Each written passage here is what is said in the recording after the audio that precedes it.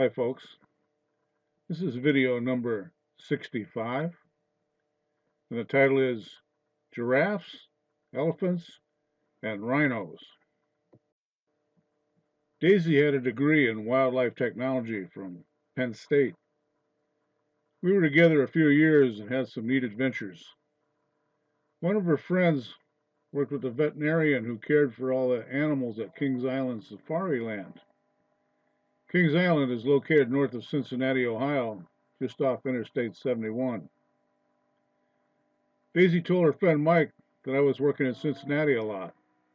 He cleared it with the park powers to be, and we were invited to come out, and he would give us a behind-the-scenes tour about a week before the park was due to open for the spring season.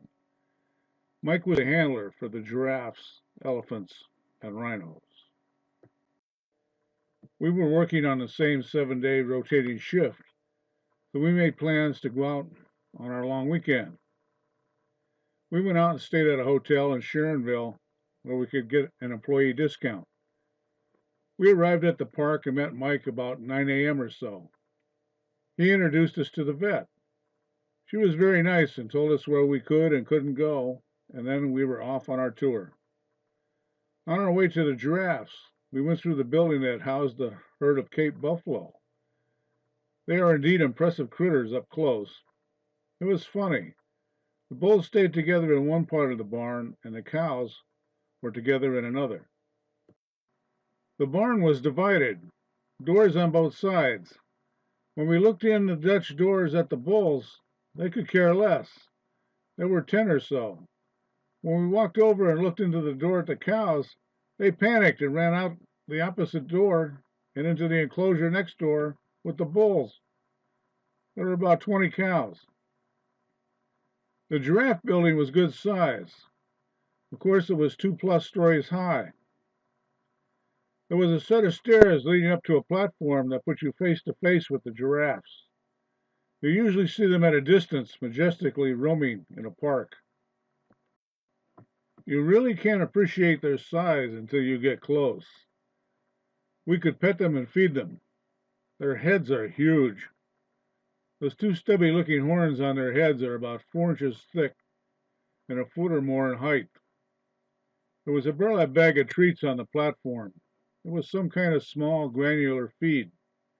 We took handfuls and held out the treats with our palms flat. The purple, prehensile tongues were at least 18 inches long. They stuck out that big tongue and looped it around the pile of snack on our hands and just wiped it off and into their mouths. The coloration was vivid.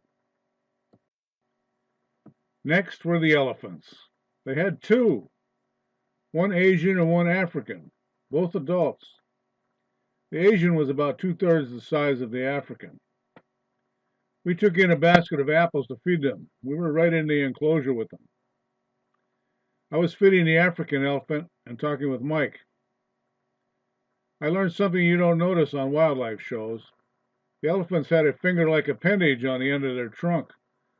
On the African, it was about the size of my index finger. While I was talking with Mike, the African was sniffing around my shoes. I was concentrating on my conversation with Mike and not the elephant. I reached down and grabbed another apple, and as I stepped forward, I realized what she had done. She used that finger to untie my shoes. I looked down at my shoes and up at the elephant. She turned and cocked her head a little as I looked her right in the eye. It was like catching a little kid with his hand in a cookie jar. She got caught. And just the way she flinched her eye and raised her trunk, I could tell she enjoyed playing her trick on me. She was about 12 feet tall. Next, we went to visit the rhinos.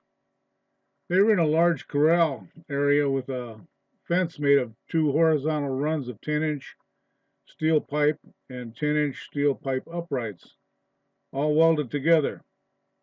These were white rhinos. They weighed around 3,000 pounds, I think. I saw a big pile of dung in the corner of the corral. Mike said that cleaning up after the rhinos was pretty easy because they only poop in one spot and build a pile. They run in with the bobcat and scoop it up. No fuss, no muss. As we were walking up to the fence, he called them by name. Their reaction was pretty cool. On TV, they show rhinos charging lions and warning charges with head down and running full bore. Not these three. There was one large female and two younger ones. When Mike called them, they turned and hopped and skipped like little girls on a sidewalk the 40 yards or so over to us at the fence. I wish I had a video of that. It was cute. When the big one got to the fence, she lowered her head and stuck her horn under the fence and brought it up right in front of me. I mean, right in front of me. Her horn was about 4 feet long and sharpened to a point by rubbing it on the pipes. When she stuck it under and up under the fence, it was about up to my chin and less than a foot away. She had shaped it into a fairly equal four-sided weapon. At the base, it was at least 6 inches square. On the sides of the big one, there were like heavy lumps about 2 to 3 inches deep, hard as rocks. It surely had armored plating. Now, when I started to pet her, she retreated the horn and turned sideways and leaned up against the fence. On her neck, the skin was much smoother. Then I hopped up on the fence. Once on the fence, I could easily reach her neck and head. They can turn their ears almost 180 degrees. We'd look funny trying to do that.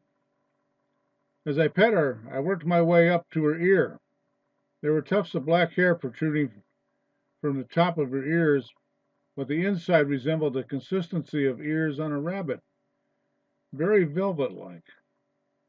As I pet her, I rubbed the skin behind her ear. It was so soft, it resembled melted butter. I actually thought for an instant that it would poke a hole in her skin. It was that soft. Then it got to be fun. I took my thumb and started to gently rub the inside of her ear from top to bottom. She really started to verbalize her enjoyment of having her ears rubbed. This 3,000-pound rhino was actually moaning as I gently rubbed those soft ears. She was going, mm, mm, mm. It was quite an experience. That rhino was putty in my hand. I've never as yet met anyone else who could make a rhino moan. Safariland was shut down when Paramount bought the park and the animals were dispersed to other locations. All I know is my African elephant friend died as a result of the stress involved with the big change. And that's the end of my little story about giraffes, elephants, and rhinos. As usual, I wish everyone all the best.